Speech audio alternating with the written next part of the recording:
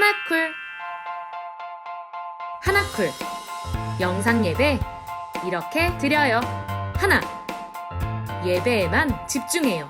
예배의 주인공은 하나님. 예배 시간에 핸드폰? 딴 생각?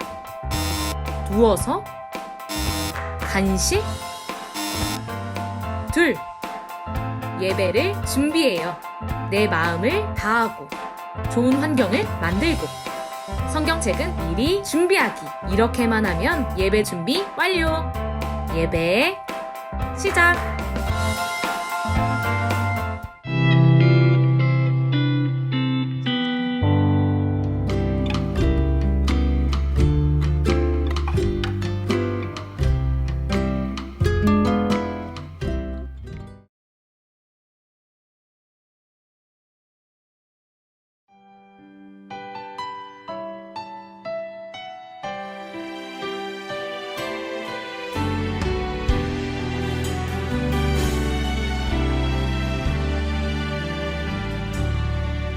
믿음과 삶을 살아내는 실력이 너무나 다른 내 모습을 볼 때에 이 모습도 주가 사랑하실까.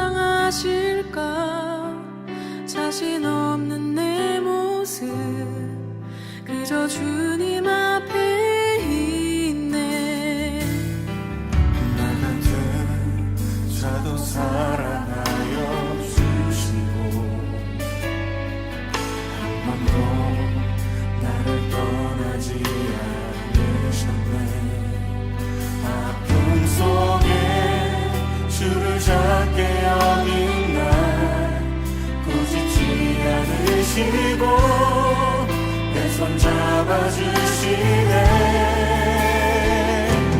오직 주님 안에 두려움없네. 고난을 통해 날 만드시는 믿네. 주님만이 내 모든 것 되시네. 주의 강한 손 날 붙드시네. 오직 주님 안에 소망인데 내 삶을 통해 영광 받으신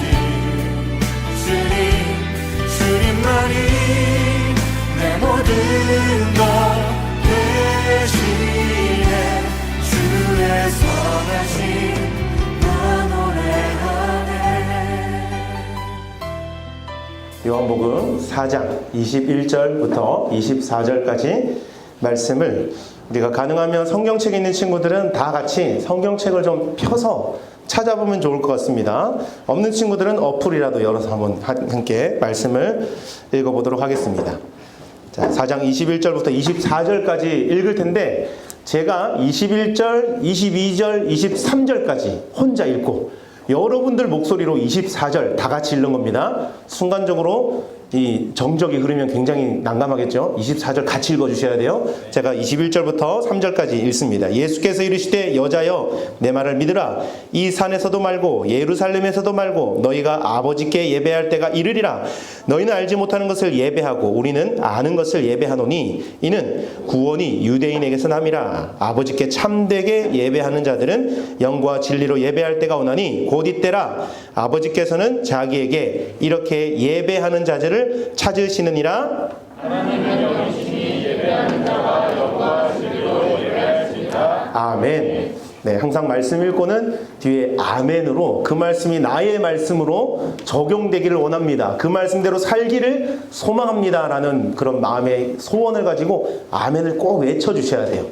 지금 당장 그 아멘의 역사가 나타나지 않더라도 언젠가 내 마음에 들어온 말씀이 우리의 삶 가운데 우리 담임 목사님 즐겨 쓰시는 말처럼 어느 날 문득 그 말씀이 나에게 힘이 되고 또 용기가 될 줄로 믿습니다. 4장 24절 다시 한번 읽고 크게 한번 아멘으로 선포해 봅니다. 자, 시작. 하나님은 영이시니 예배하는 자가 영과 진리로 예배할지니라. 아멘. 아멘이십니까? 네. 오늘 말씀의 제목은 참된 예배. 참된 예배입니다. 자, 그렇다면 이 참된 예배라는 제목에 상반되는, 반대되는 제목은 뭘까요? 참되지 않은 일. 참되지 않은 예배. 조금 더 줄여볼까? 쉽게? 거짓 예배, 거짓된 예배. 자, 여러분, 참된 예배가 있다는 거 우리가 알아요. 그러나 동시적으로 알아야 되는 것은 거짓된 예배도 있다는 겁니다. 여러분, 우리 그리스도인, 우리 성도의 삶 가운데 제일 중요한 게 뭐라고 생각하십니까? 여러 가지 많겠죠. 말씀, 찬양, 기도, 선행, 구제, 선교 등등등 굉장히 많은 신앙의 요소들이 있습니다. 그 가운데 물론 이것도 다 중요하지만 이 one of the best가 아니죠. 제일 중요한 건 뭡니까? 예배입니다. 믿습니까?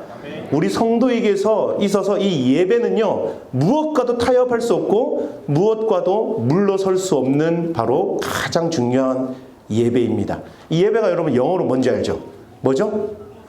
worship이에요, worship. 근데 이 영어는 worship은요, 두 개가 합쳐진 단어죠. worth, 가치 있다라는 이 단어와 ship 뒤에 붙은 이제 단어죠. 그래서 worship, 가장 가치 있는, 하나님께 가치 있는 것이 이 예배라는 겁니다.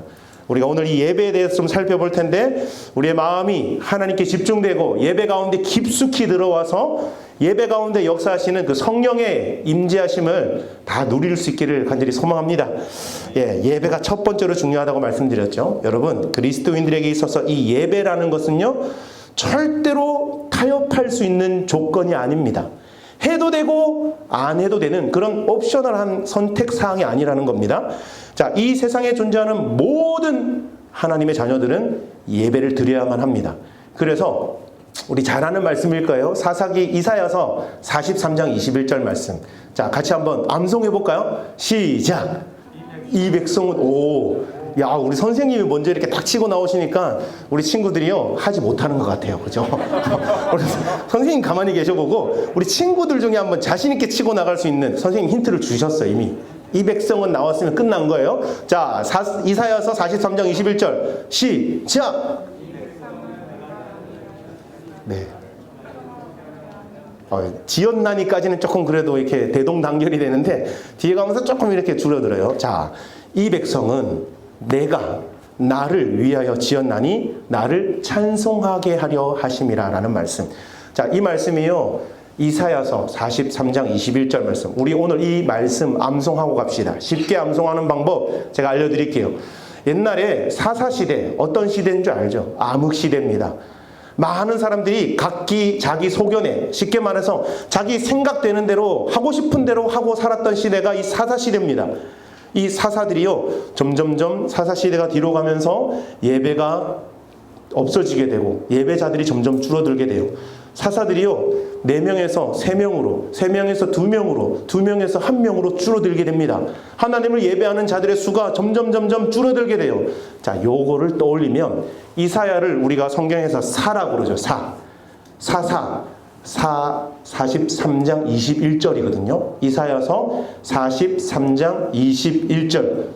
외우기도 쉽죠. 숫자가 점점 내려와요. 자, 그러면 이사야서 43, 2, 1. 사사들이 3명, 2명, 1명 점점 줄어든다. 자, 이러면 굉장히 외우기 쉬워요. 그래서 이사야서 43장 21절 딱 떠올리면, 사사시대에 사사들이 예배하는 자들이 점점 수가 줄었구나. 하나님의 백성들이, 예배자들이 점점 수가 줄었구나 라는 걸 떠올리면서, 하나님께서 이 백성은 내가 나를 위하여 지었는데, 하나님을 찬송하기 위함으로 지었는데 점점점 예배자들의 수가 줄었구나 라는 걸 딱 떠올리면요, 이 말씀 쉽게 외울 수 있습니다. 한번 따라합시다. 이 백성은 내가 나를 위하여 지었나니 나를 찬송하게 하려 하심이니라. 네, 여러분, 이게요, 우리 삶의 목적이 되어야 되고 목표가 되어야 되고 방향이 되어야 될 줄로 믿습니다. 하나님을 찬양하는 것, 하나님을 경배하는 것, 하나님을 예배하는 것이 인류를 창조하신 하나님의 창조의 목적입니다. 믿으십니까? 그래서 우리 믿는 성도들이 이 신조라고 그러죠. 웨스트민스터 소요리 문답이라고 우리가 믿는 그 믿음의 고백들이 무엇인가를 잘 정리해 놓은 책이 있어요. 거기 1문 1답에 보면요. 첫 번째 질문이 뭐냐면 사람의 제일 되는 목적이 뭐냐? 사람이 어떻게 살아야 되면 무엇을 하며 살아야 되냐? 이 목적을 뭐라고 얘기하냐면요. 하나님을 영화롭게 하는 것과 다시 말해 예배하는 겁니다.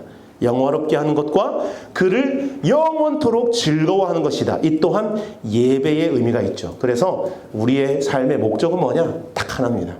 하나님을 예배하는 것. 하나님께 영광 올려드리는 것.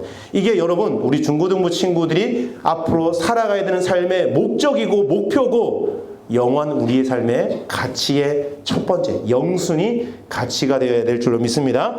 여러분 한 가지 질문을 합니다. 선교가 뭐라고 생각하세요? 선교. 자신 있게 얘기해 볼 수 있는 사람. 선교는 무엇입니다? 자, 자신 있게 대답할 수 있는 친구. 복음을 전하는 것. 야, 우리 박수 한번 합시다. 그냥 지나가면 안 돼요. 앞으로 나오세요. 선물 하나 드립니다.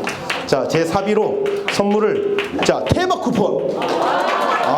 축하드려요. 박수. 네. 자, 선교는 복음을 전하는 것. 굉장히 좋은 대답을 했습니다. 네. 하나 더 할까요? 좀 더. 나는 이거 말고 다른 거라고 생각한다. 자, 선교는 이것이다.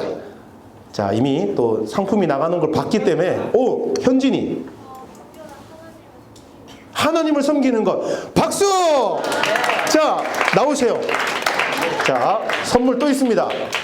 자, 과연 이 주머니가 언제쯤 마를지 제가 조금 점점 두려워지고 있어요. 자, 여기서 그만하도록 하겠습니다. 자, 왜냐하면 뒤에 또 질문이 나와요. 자, 선교는 여러분 선교가 뭔가 한번 곰곰이 생각해봐요. 우리가 단기 선교도 많이 가잖아요, 그죠? 저기 뭐 태국, 필리핀 이런 데 가서 어려운 친구들 막 도와주고 풍선 아트하고 뭐 페이스 페인팅하고 이런 게 선교인가요? 돈 없고 힘든 사람들 찾아가서 그들에게 필요를 채워주고 충족시켜주는 것. 학교 없어서 교육 못 받는 친구들에게 학교를 지어주고 문화센터를 지어주고 병원을 지어줘서 그들의 여러 가지 복지를 이렇게 채워주는 것. 그게 선교인가요? 여러분 그렇지 않습니다. 선교는요 다른 게 선교가 아닙니다. 바로 예배가 없는 곳에 예배를 회복시켜주는 것. 그게 바로 선교인 줄 믿습니다. 그래서요 우리가 선교의 큰 그림은 결국에는요 마지막 단계는 예배라는 거예요. 제일 중요한 목적은 예배입니다. 선교 왜 갑니까? 예배가 없는 그곳에 예배자들을 세우고 예배 드릴 수 있는 성전을 지어드리고 그곳에서 뭐 하기 위함이다? 예배 드리기 위함이라는 거예요. 이거 반드시 우리가 기억하셔야 됩니다. 여러분 우리가 이 선교에 대한 부분이든 우리의 삶의 목적이든 이 모든 것이 예배가 회복되는 것에 우리가 집중돼야 된다. 여러분 근데 중요한 게 있어요. 지금 우리가 다 예배 드리고 있잖아요. 이쪽에 중등부, 이쪽에 고등부 선생님들 같이 앉아서 예배를 드리고 있습니다. 근데 충격적인 사실이 하나 있어요.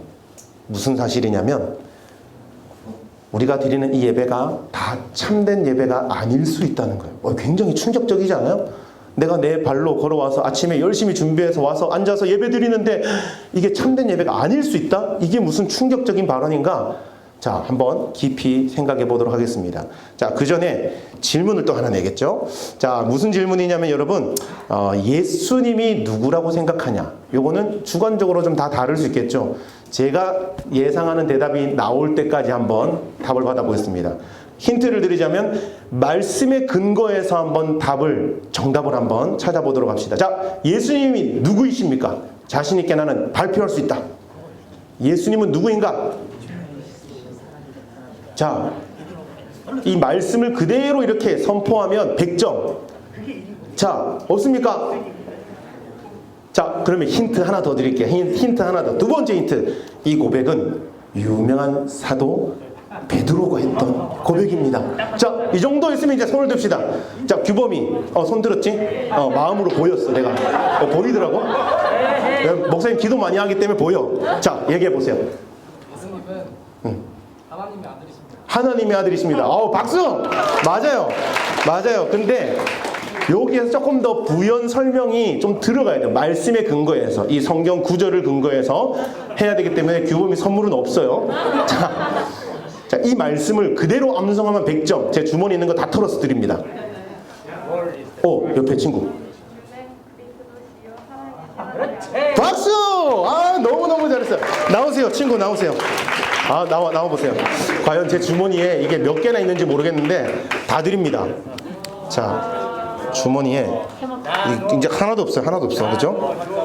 3장밖에 없네요. 축하드립니다. 박수. 여러분, 앞으로 또 누군가, 어떤 목사님이, 어떤 강사가 예수님은 누구냐고 묻는 질문에는 이 정답만큼 좋은 정답이 없어요. 마태복음 16장 16절 말씀이죠. 주는 그리스도시요 살아계신 하나님의 아들이십니다. 믿으십니까? 여러분, 우리가 믿는 예수님은요, 이런 분입니다. 우리를 위하여 십자가를 지신 그리스도이시고 살아계신, 죽고 끝난 분이 아니에요. 무덤에 계신 분이 아니에요. 가톨릭이나 성당은요, 예수님의 그 십자가를 형상화해서 계속 아직도 무덤에 계시고 십자가에 달리신 예수님을 더 두각시키고 부각을 시켜요. 근데 우리가 믿는 예수님은 십자가에 달려 계신 분이 아니에요.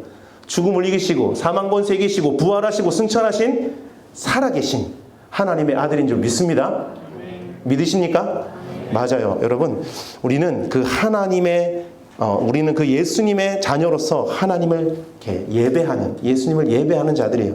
그런데 이걸요, 제대로 모르는 사람들, 주는 그리스도시요 살아계신 하나님의 아들이시라는 사실을 제대로 알지 못하는 사람들은 예배를 제대로 드릴 수 없어요. 왜냐하면 누가 우리의 예배의 주체가 되는지 정확하게 모르기 때문에. 예수님을 그냥 옛날 오래된 고대 근동 예루살렘 이스라엘에 살았던 유대 청년들 중에 한 명으로 생각하는 사람과 방금 우리 친구처럼 주는 그리스도시요 살아계신 하나님의 아들이십니다 라는 고백을 하며 살아가는 사람과 이 삶의 여러 가지 고민과 생각과 이 라이프 스타일이 완전히 다르겠죠. 어떻게 이 두 경우가 비슷할 수 있겠어요? 완전히 다릅니다. 여러분, 우리는 이렇게 고백하는 거예요. 하나님은 나의 주인이십니다. 예수님은 내 삶의 주인이십니다. 그렇기 때문에 저는 예수님을 예배할 수밖에 없습니다. 하나님만 영광 받아주시옵소서. 매 예배 때마다 그런 마음으로 나오는 거죠. 여러분, 하나님은 영이시니 예배하는 자가 영과 진리로 예배할지니라. 이 두 가지가 중요해요. 영과 진리로. 하나님이 영이라는 것 우리 다 알아요. 영어 성경 보면요, 정확하게 이렇게 설명을 해요. God is spirit and his worshippers must worship in spirit. spirit이 영이죠. 성령. must worship in spirit and in truth. 진리. 근데 여러분, 이 진리가 요한복음 4장 16절 보면요, 어떻게 말씀하냐면 나는 길이요 진리요 생명이니, 여기에 이 진리가 나와요. 바로 진리, 그리스도. 예수님께서 이렇게 말씀해요. 내가 곧 길이요 진리요 생명이다. 여기서 말하는 진리가 예수 그리스도이시라는 거죠. 여러분, 예수님이 임재하시지 않는 이 예배는요, 거짓된 예배예요. 다시 말해, 우리 안에 예수님이 없는 친구들이 드리는 예배는 그냥 몸만 와 있을 수는 있지만 예배가 아니라는 거예요. 그냥 강연 들을 수 있지만 예배가 아니라는 거예요. 여러분, 우리는 예수 그리스도를 따라서 예수 그리스도 안에서 예배를 드려야 될 줄로 믿습니다. 자, 이 진리에 또 다른 하나의 의미가 더 있어요. 뭐냐면 진리는 곧 말씀입니다. 한번 따라할까요? 진리는 말씀입니다. 바로 하나님의 말씀이 진리입니다.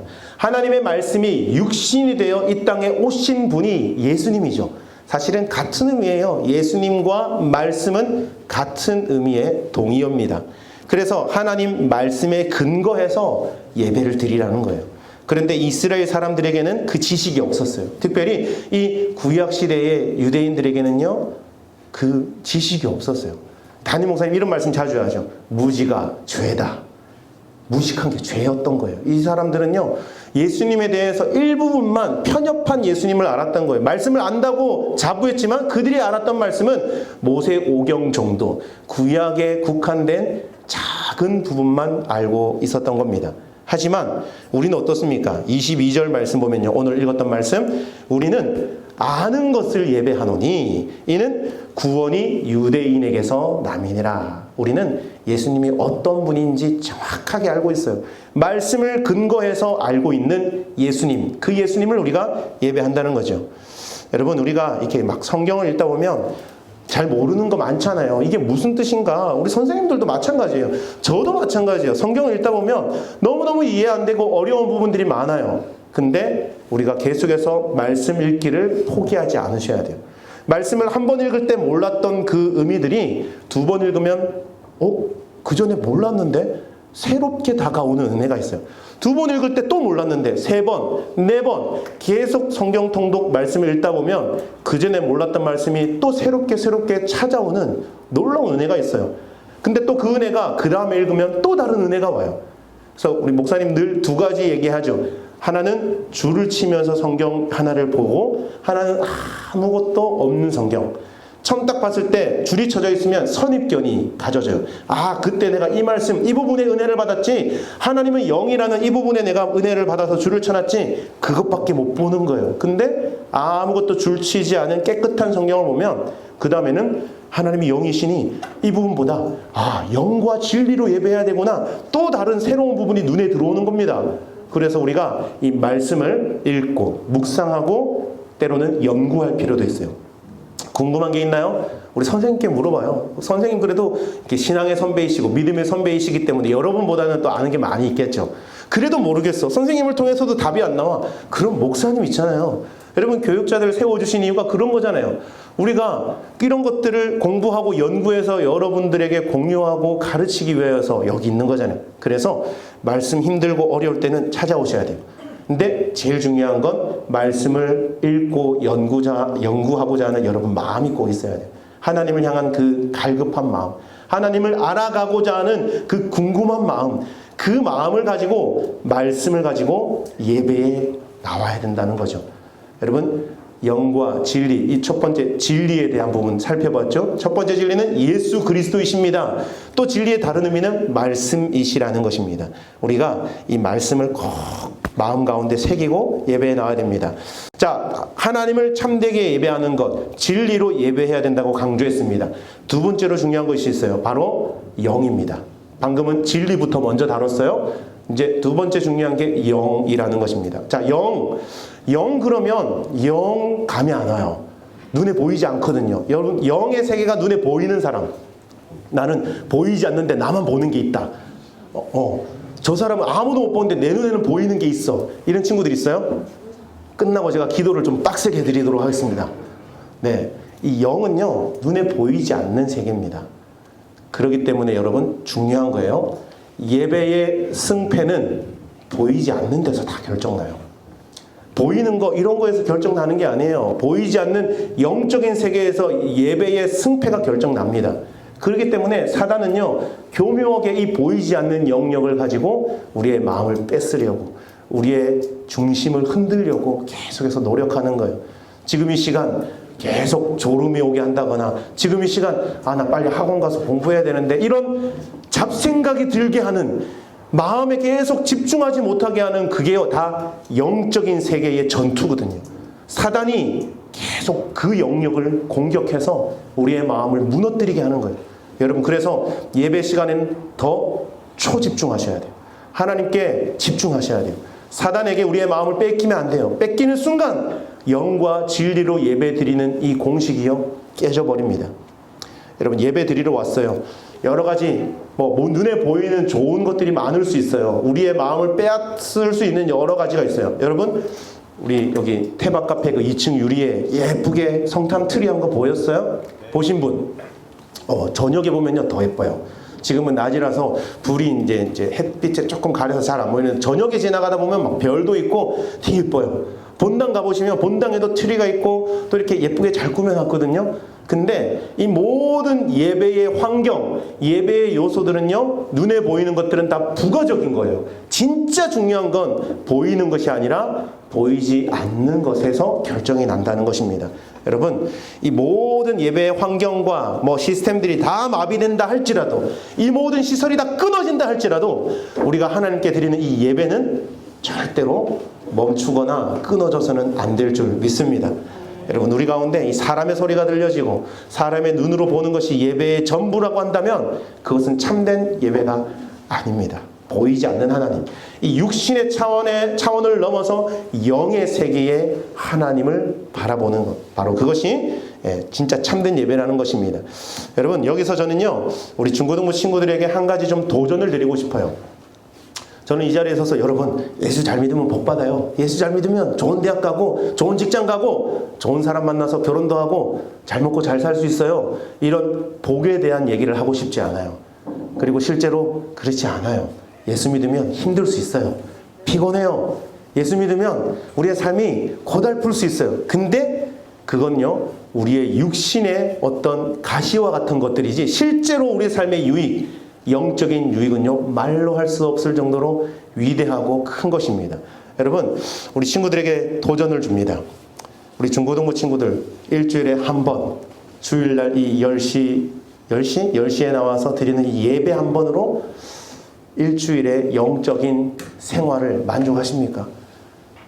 월화수목금토 주일이 먼저니까 주일 월화수목금토 일주일 내내 말씀 한 절 안 읽고 기도 한 번 안 하고 찬송 한 번 안 하다가 주일날 이 시간에 잠깐 나와서 드리는 예배 한 번으로 여러분 혹시 만족하고 계시지 않습니까? 도전을 좀 드리고 싶어요. 여러분, 여러분의 예배의 삶, 예배의 생활을 조금 더 확장해 나갈 수 있기를 소망합니다. 학교에서, 우리 선생님들은 직장에서, 여러분들의 삶의 영역에서 하나님과 소통하고 교제하는 시간들을 조금씩 늘려보시길 바랍니다. 큐티, 말씀 통독, 기도의 생활, 이 모든 생활들을 통해서 하나님과 더 깊이 교제하고 소통할 수 있기를 바랍니다. 제가 웬만해서 이제 설교 때 제 얘기 잘 안 하는데 제가 경험해서 누린 큰 은혜가 있기 때문에 잠깐 소개할게요. 제가 2013년에 미국을 갔어요. 5년 동안 살았는데 미국의 필라델피아라고 하는 지역에서 살았어요. 근데 거기서 청년부 사역을 했거든요. 1.5세, 그러니까 거기에서 태어났는데 한국인들, 아니면 여기서 어릴 때 이민을 가서 거기서 살았던 우리 그 1.5세, 2세 청년들 사역을 했는데 이들이 너무너무 삶이 피곤한 거예요. 대학교에서 에세이 써야 되죠. 책 읽고 과제를 해야 되죠. 너무너무 밀려오는 그 힘든 생활에 힘들어하고 또 영적인 생활을 못하는 거예요. 야, 이들 어떻게 하면 좋을까? 주일날 한 번 청년부 예배로는 이들이 바르게 설 수 없는 거예요. 늘 여러 가지 유혹과 또 여러 가지 마음을 흔드는 것들이 많기 때문에 넘어지고 실패하는 거예요. 어떻게 하면 좋을까? 고민하다가 안 되겠다. 내가 찾아가야 되겠다. 뭐 그때는 코로나 이런 거 없었으니까 자유롭게 대면할 수 있으니까 찾아가자. 그래서 저희가 이제 사역을 했던 교회에 크게 두 학교를 다니는 청년들이 많았어요. 하나는 이제 펜실베니아 주립대학이라 그러죠. 펜스테이트 대학이랑 하나는 템플 대학이라고 있어요. 이 템플 대학, 이 두 대학교에 들어갔어요. 화요일은 펜스테이트 대학, 목요일은 템플 대학 들어가가지고 공식적으로 학교에 요청을 해서 교실 하나를 이렇게 빌려가지고 거기서 우리 학생들과 청년들과 같이 예배를 드렸어요. 근데 그 예배 시간이요, 너무너무 은혜가 되는 거예요. 이 친구들이 과제도 바쁘고 할 일도 많고 알바도 해야 되고 뭐 해야 될 게 너무 많은데 과연 올까? 그런 마음이, 두려운 마음이 있었는데 막상 성경 공부를 하고 예배를 딱 열고 보니까 제가 있었던 그 교회 청년들뿐 아니라 주변에 다른 청년들이 막 몰려드는 거예요. 정말 바쁜 와중에도 시간을 내어서 갈급한 마음으로 하나님을 예배하는 그 청년들. 그 청년들의 삶이요, 과연 힘들고 어렵고 갈수록 점점점 나락으로 치닫는 삶이 됐을까요? 아니면 힘들고 어려웠지만 그 예배를 통하여서 삶이 회복되고 소망을 가지는 삶이 되었을까요? 전자입니까? 후자입니까? 무조건 후자의 역사가 일어날 수밖에 없어요. 왜냐하면 성령의 역사는 드러나게 하고 전파하게 하고 그 기쁨을 감출 수 없거든요. 힘들고 어렵지만 육신은 피곤하지만 그곳에 머무를 수 없어요. 정말 기쁜 마음으로 자기에게 맡겨진 이 일들, 페이퍼 쓰고 에세이 내고 이런 것들을요, 너무너무 기쁨으로 잘 해내면서 잘 이렇게 신앙생활 하는 걸 보면서 야, 예배가 정말 중요한 거구나. 일주일에 한 번 예배로 만족하면 안 된다는 거예요. 여러분, 학교에서, 물론 이제 학교에서 요즘에 종교색을 내면 안 되죠. 근데 믿는 친구들끼리 거룩한 영향력을 한번 모아보면 좋을 것 같아요. 우리 같이 한번 기도하자. 쉬는 시간에 잠깐이라도 기도 모임을 갖고, 또 우리 교회 다니는 친구들끼리 같이 모여서 예배드리고, 그곳에 다른 믿지 않는 친구들도 초청해서 함께 신앙에 대한 이야기를 나누고 믿음에 대한 이야기를 나누면서 하나님을 예배하는 그 모습, 그 모임을 통하여서 하나님이 기뻐하실 줄 믿습니다. 바로 그것이 하나님을 영과 진리로 예배하는, 그렇게 살려고 고군분투하고 애쓰는 여러분들이 될 수 있기를 간절히 소망합니다. 그런데 여러분, 이게요, 말이 쉽지 사실은 쉽지 않아요. 주일날 설교 들을 때는 막 마음이 뜨거워져요. 그래야 되겠다. 나도 내일부터 내 짝지 안 믿는 친구 짝꿍에게 예수님을 전해야 되겠다. 같이 기도하자고 해야 되겠다. 막 마음에 도전이 되는 것 같은데 실제로 삶의 현장 들어가면 쉽나요? 쉽지 않나요? 쉽지 않아요. 친구들이랑 같이 어울려서 놀아야 되고 그 친구들이 쓰는 언어를 쓰면서 같이 어울려야 도태되지 않고 왕따 당하지 않고 같이 놀 수 있잖아요. 근데 그러려면 타협을 해야 돼요. 나는 예수 믿는데 이건 옳지 않은 행동인데 이건 옳지 않은 말인데 그럼에도 나의 사랑하는 친구들 이 우정을 배신할 수 없어서 신앙을 저버리는 경우가 너무나 많다는 거예요. 쉽지 않아요? 내 힘으로 할 수 없어요. 그러니 어떻게 해야 됩니까? 기도해야 되죠. 성령님 도와주세요. 성령님 제가 너무 연약해요. 제 힘으로 도저히 이 세상을 이겨낼 수 없어요. 제 힘으로 이 친구들의 이 문화, 이 세상의 문화를 이겨낼 수 없어요. 하나님, 저를 도와주세요. 저에게 능력을 주세요. 은혜를 주세요. 하나님, 제 손 놓지 마십시오. 그렇게 기도해야 되는 거죠. 여러분, 우리가 매 순간 학교 갈 때 꼭 기도하고 가시길 바랍니다. 학교에 앉아서 학기가 시작합니까? 수업 시작하기 전에 꼭 기도하고 시작하십시오. 눈에 안 보이는 것 같고 별 변화가 없는 것처럼 보이지만 삶의 변화가 기도하는 순간 조금씩 일어나게 될 줄 믿습니다. 보이지 않는 거예요. 아까도 얘기했잖아요. 보이지 않는 영역에서 모든 게 다 결정나는 거예요. 여러분, 삶이 예배가 되어야 될 줄 믿습니다. 여러분의 삶의 모든 영역에서 예배가 회복되어지고 하나님을 향한 그 열망과 갈망이 회복되어져서 여러분의 삶이 하나님의 손에 붙들려서 매 순간 인도함 받게 되는 놀라운 역사 있기를 간절히 소망합니다. 소망합니다. 여러분, 예배 가운데요, 영과 진리 꼭 우리 마음 가운데 소유하고 오시기 바랍니다. 예수 그리스도, 말씀, 그리고 살아계신 하나님의 그 성령님 늘 우리 가운데 역사여서 우리 예배, 이 주일날 드리는 예배뿐 아니라 삶의 예배에서도 승리할 수 있는 우리 모든 중고등부 될 수 있기를 주님의 이름으로 간절히 축원합니다.